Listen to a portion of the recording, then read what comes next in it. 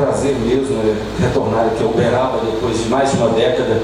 Ainda eu conversava ali com o Guido Bilharinho, né, e eu até tenho falado que nunca me assustei tanto nos últimos tempos, exatamente com o tempo. Né? O tempo assim, que é galopante, não é, Guido? É um cavalo assim, né, na velocidade da luz, né? E eu estive aqui em Uberaba, esta é a terceira vez que eu venho a Uberaba. Eu estive em 2008, quando eu estava aí trabalhando nas pesquisas de portuguesia, porque eu queria gravar naquela época com o Guido Bilharinho, o Jorge Alberto Nabucci e o Nicolas Ranieri, que é exatamente esse projeto que o Nabucci falou inicialmente, que é um projeto de pesquisa de poéticas em língua portuguesa, né? Depois eu voltei a convite do Guido para lançar exatamente o livro, depois que o livro ficou pronto aqui em Uberaba. E agora, 15 anos depois, aí, muito tempo, e às vezes a gente tem a sensação, embora tenha esse tempo todo, que tem menos tempo, né? Parece ter sido ontem, né? Ontem, né? E retornar aqui, o Triângulo Mineiro, para mim, ele tem assim, uma força simbólica, né? Carregado de simbologias. Porque eu nasci na Fazenda 11 Mil Virgens, que fica no município de Rio Paranaíba, que fica, digamos assim, na divisa, na fronteira entre o Triângulo e o Alto Paranaíba, mas, definindo assim, em termos de regiões, né, fica no Alto Paranaíba, que pertence ao Triângulo Mineiro, de certo modo, né?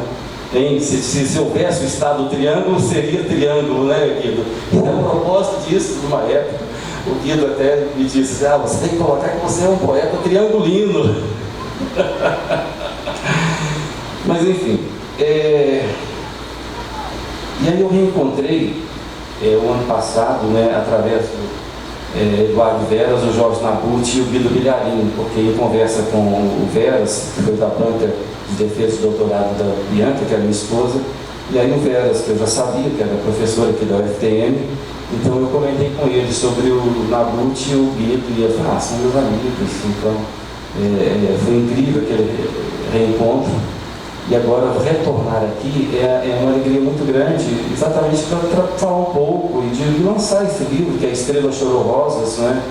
Que é o meu mais recente trabalho. Mas primeiro também eu quero agradecer a presença de todos aqui, todos vocês que estão aqui, né? Muito obrigado, né? E também hoje a conversa com o Nabucci, o almoço com o Nabucci, à tarde com o João Sabino, na Academia de Letras do Triângulo Mineiro, foram conversas muito frutíferas, muito mesmo, né? E também o café da tarde na casa de Eduardo Veras, né? Também conversas assim, né? Estupendamente frutíferas. Eu vou passar para Eduardo Veras para ele começar aqui. Boa noite, Jamil Sesostre, boa noite, Jorge, boa noite, Camila, boa noite a todos presentes. Queria primeiro agradecer a presença de todos vocês, ressaltar a importância de nós que estamos ligados à literatura, poetas, ensaístas, críticos, professores, performers, curadores, a importância de nós estarmos juntos aqui hoje.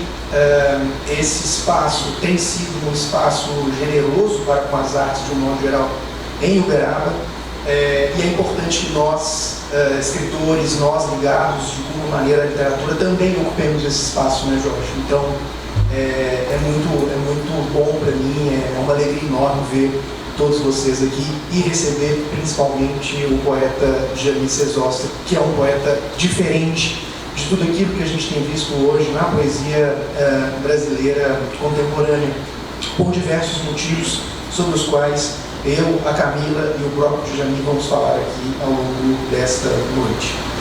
A proposta hoje é a seguinte, eu vou conversar com o Jamil a partir da leitura de alguns poemas. Eu vou partir dos poemas para fazer algumas provocações críticas, para que ele fale um pouco sobre o seu trabalho, para que ele fale um pouco sobre a sua trajetória, e a Camila fará a mesma coisa, mas muito mais competentemente do que eu, porque ela é uma atriz e uma performer também. A Camila foi minha orientanda de conclusão de curso na UFTM, e ela estudou exatamente o tema da performance, né? Então, além de ser uma atriz que performa, ela também é uma especialista na performance, de modo que eu vou estar aqui como uma espécie de coadjuvante ao lado dos dois, né? Mas vou tentar fazer aqui as minhas provocações. Eu queria, Jami, começar a falar desse seu último livro, que eu tive o prazer de ler e reler, e sobre o qual eu estou escrevendo algumas coisas, que é A Estrela Chorou Rosas. Alguma coisa me diz que esse título é rambodiano, né? É um título que vem, você vai me corrigir se essa inspiração não tiver sido consciente, mas de toda forma é um título que vem de um verso do Rimbaud, é uma quadrinha que o Rimbaud escreve após um poema muito famoso do Rimbaud, que é o poema das vogais, né, Le Voyelle, e essa quadrinha tem como título justamente A Estrela Chorou Rosa. Então o Djamil vai retomar essa frase, esse verso, e transformá-lo em A Estrela Chorou Rosas. Eu vou me permitir ler o poema do Rimbaud. Eu vou ler o primeiro em francês, porque nós estamos diante de um poeta para o qual o som é fundamental, para o qual a materialidade da palavra é fundamental, a concretude da palavra é fundamental, e depois eu lerei a tradução do Augusto de Campos, que é, a meu ver, a tradução mais feliz dessa quadrinha do Rimbaud. Em seguida, eu vou devolver o microfone para que você me diga o que há de Rimbaud no seu coração. Ok? L'étoile a pleuré rose au cœur de tes oreilles. L'infini roulé blanc de ta nuque terrain. La mer a perle rousse à tes mains vermeilles. Et l'homme saigné noir à ton flanc souverain. A estrela chorou rosa ao céu de tua orelha. O infinito rolou branco da nuca aos rins. O mar perolou ruivo em tua teta vermelha, e o homem sangrou negro o altar dos teus quadris. Quem é o Rimbaud para você e o que é o Rimbaud em você? Nossa, é uma pergunta complexa, né? Que existe assim, uma reflexão incrível, né? O Rimbaud, claro, é esse criador, esse poeta, né, que reinventou, digamos, de certo modo, a história, não só da poesia, mas a visão, né, que se tinha até então e que continua ainda, né, até hoje, né, a poética de Rimbaud, e não apenas a poesia de Rimbaud, mas as atitudes dele, né, a forma com que ele escrevia e depois até o suposto rompimento com a poesia, né, quando partiu para a África, etc., né, ou seja, acho que são todos especialistas que conhecem a história do Rimbaud, né? Eu sempre também fui apaixonado por biografias, né? Então conheço todas as biografias que chegaram ao Brasil e algumas portuguesas também sobre o Rimbaud. Mas, então, o Rimbaud, eu descobri o Rimbaud, né? Assim como eu descobri, eu li alguns autores, hoje em conversa tanto com o Nabucco e com o João Savino, nós conversávamos sobre o Mário Palmério, né? E com 12, 13 anos, na biblioteca da cidade de Rio Paranaíba, né, eu acho que eu morava mais na biblioteca do que em casa, né, então nessa fase eu já descobri o Arthur Rimbaud, né, e aí sim, também Mário Palmério, Maris Rosa, mais especificamente sobre o Rimbaud, né, e é um autor que eu reli muito durante a adolescência, né. Eu acho que o que me provocava a releitura do Rimbaud era mais, aí de uma forma até mais lírica ou mais contestadora, não sei, não era tanto a poesia dele, que me encantava, obviamente, mas era exatamente sabendo, né, das atitudes dele com a literatura, o comportamento dele, a história dele, como ele chegou, como ele se articulava em Paris, né, com os grupos conservadores, e como ele penetrava, como ele circulava naqueles meios, né, e mesmo que ele tenha sido, né, e claro que foi, né, de certo modo censurado ou ignorado, mas ele nunca foi de fato ignorado, né, pelo contrário, ele invadia, ele ocupava os espaços, né, como resistência talvez, né, ou mesmo como artista, né, e depois a partir dele para a África. Mas então assim, esse dado, né, vida e obra, sempre me interessou muito. E para tentar refletir sobre esse poema, que tem uma animalidade, né, até cruel no poema, nessa quadrinha, né, ou seja, como a gente vê que às vezes na poesia, 6 versos, né, 6 linhas, né, com essa potência, né, com uma potência de reflexão sobre o ato de escrever, né, e sobre tudo aquilo que ela pode produzir sentidos, traz sentidos, né, a relação que ele, nesse poema, né, que ele estabelece com o corpo, né, com os sentidos, com a transgressão ou com o desdobramento do corpo, dando o corpo uma dimensão até animal mesmo, que me parece, né, e ele, né, esse poeta das cores, né, aí quando ele se apoia muito, né, ele não é se apoia a palavra até, como ele utiliza, né, ele faz das cores, digamos, né, um desdobramento, né, todo policrômico, não é? Sabe, a cada verso ele incorpora uma nova cor, ele reinventa a perspectiva da cor, né, e através do som, e através da materialidade, através da perspectiva também do imaginário, não é? A relação dele então com a natureza, com, né, o estado vivo, né? Eu fico vendo assim, se a gente num poema desse, né, e você relê, e você vê que o poema ele perturba, porque ele a cada momento é possível, né? É por isso que às vezes me interessa menos aquilo, se o poeta, o criador pensou nisso ou não. Esse dado, a meu ver, ele não é importante, porque o que vale é o poema que está ali, né? A propósito disso, né?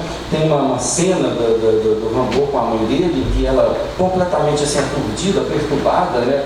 com a poesia dele, e ela pergunta a Rimbaud, o que você quer dizer com isso? Completamente, né? Ela é uma mulher séria, assim, né? E ele diz, eu quero dizer que está escrito, algo assim que é a resposta dele, não é, Vera? Eu quero dizer que está escrito, ou seja, né? Então, essa relação com as cores, né? Mas isso foi com 12, 13, 15 anos, claro, depois eu li várias vezes, como tantos outros autores, né? Aí a gente relê encantado, né? A gente relê fascinado, depois você relê criticamente, a gente relê, repensa, não é? Depois você relê para abandonar, você relê, né, com a crueldade, com o desejo de assassinar o mito, sabe? Não é? Eu acho que é uma forma de você se descobrir, tenho para fazer as pazes comigo, né, talvez, né, ou com esse autor, eu tenho que simbolicamente, né, devorá-lo ao ponto de, sabe, degluti-lo e tudo. Então, e aí? E comparece, sim, né, em alguns poemas meus, né, como são muitos livros, né, dezenas até, né, essa relação intersemiótica, né, ela comparece, mas às vezes de uma forma muito sutil, né. Nesse caso, ela não é sutil, ela é declarada, né, sabe, não há sutileza da metáfora, né, como tem aí, que não é tão sutil, no meio do ventre, né, com o Rimbaud, né, com o poema icônico de Rimbaud. No caso aqui não, né? É uma coisa assim, e é uma coisa tão fascinante, né? Eu sou pai, eu tenho 3 filhas, né? E uma tem 4 anos, né? E também recuperando a memória de infância, de descoberta da língua, né? Ou da comunicação com as outras que são adultas, como uma letra, um sinal, um ponto. A faísca de um sinal é de uma potência absoluta. Eu estou me referindo a esse S, né? Quando você, né, a estrela chorou rosas, né, parece que ela está, no mínimo, além hibridiza-se com o poema do Rimbaud, mas ao mesmo tempo é outra coisa, né? Porque abre uma outra perspectiva de significado, né? Aí eu acho que rosas, no caso aqui, já nos remete a flor, a planta, não é? Embora tenha cor, né? Porque, né, claro, se você fala de uma planta, de qualquer coisa, a cor está ali com uma forma viva, né? Por dentro, né? Dos sentidos. Mas então, e aí eu não tive assim, o que é incrível, sabe?